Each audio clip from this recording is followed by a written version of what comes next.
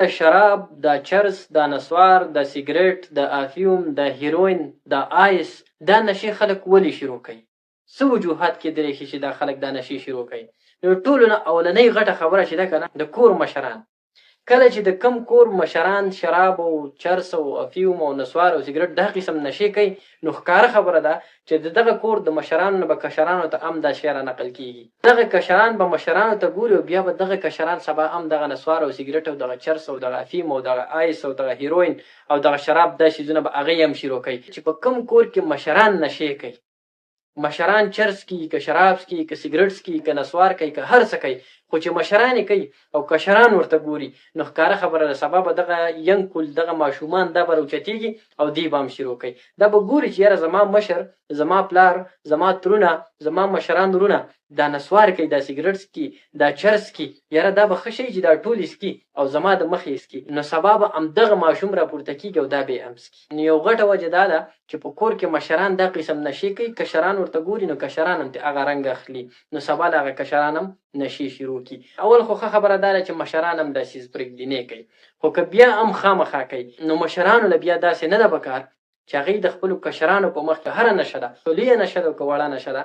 یو قسم نشه مشر له نه ده پکار د خپل کشر په مخ کې. بیا یو غټه غلطي چې زموږ مشران دي هغه دا کوي چې خپل کشر له پیسې ورکړي، وایي لاړ شه دوکان ته ماله سیګریټ راوړه. سبا چې دغه کشر راپورته کېږي هغه به هم دغه نسوار، دغه سیګریټ، دغه چرس دا څیزونه بس کړي. دویمه غټه وجه دا ده چې په معاشره کې خلک دغه نشې کوي. په یو معاشره کې چې کله د سیګریټ، د نسوار، د شراب، د چرسو یو ټرند رواني او خلک یې څکي، لوپران لپنګان ناسي په یو بار او په بله بار او په کوڅو کې او د کورونو مخې ته او ځان له ځای نه جوړ کړي هغه ځای ته راتاو شوي. په معاشره کې چې کله داسې خلک موجود وي، ښکاره خبره ده چې د دغه خلکو به په دې معاشره باندې اثر، بیا به نور کشران ګوري د دغه خلکو سره به په دغه محفل کې ملګري کېږي او هغوی به هم دا نشې شروع کوي. نو دویمه یو غټه وجه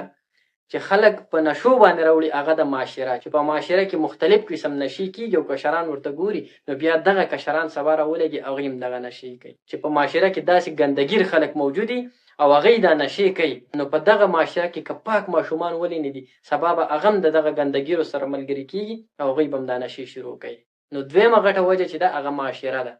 چې کله معاشره ګندوي، په معاشره کې نشیان خلک موجود وي، بیا به دا نوی نسل راپورته کېږي او هغوی به هم نشې کوي.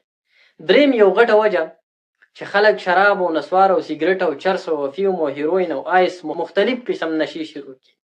نو د دې یو غټه وجه ده دوستان، ملګري، فرینډز. د خلکو داسې ملګري، د داسې خلکو سره ناسته پاسته چې هغه نشې تماشې کوي، هغه لوپران، هغه سیګریټ او هغه نسوار او هغه چرس او افیوم او آیس مختلف قسم نشې کوي. که یو انسان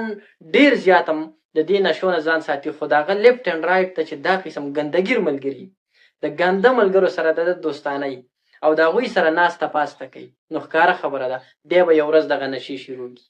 نو دریمه غټه وجه چې خلک نشې شروع کوي هغه دا چې د غلطو دوستانو سره د ناسته پاسته. او څلورمه یو غټه وجه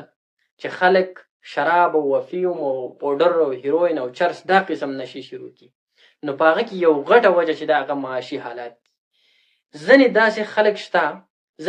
خلک شته چې د هغوی معاشي حالات خراب شي، د پیسو نه کمزوري شي او دومره کمزوري شي چې د هغو د پیسې درک د رزق درک کې نه لګي. هغه خلک اخر په دې باندې مجبور شي چې هغوی نشې شروع کړي، هغوی شراب شروع کړي، هغوی پوډر شروع کړي، هغوی چرس شروع کړي، نور اغلاګانې او نور قسم جرایم ورسره هم شروع کړي. یو غټه وجه په معاشره کې د نشې د عام کېدلو یو پکې غټه وجه دا هم ده چې د خلکو معاشي حالات خراب شي او بیا مجبوراً هغه په دې طرفونو باندې دا لارې اختیاري کړي او دغه طرف ته لاړ شي.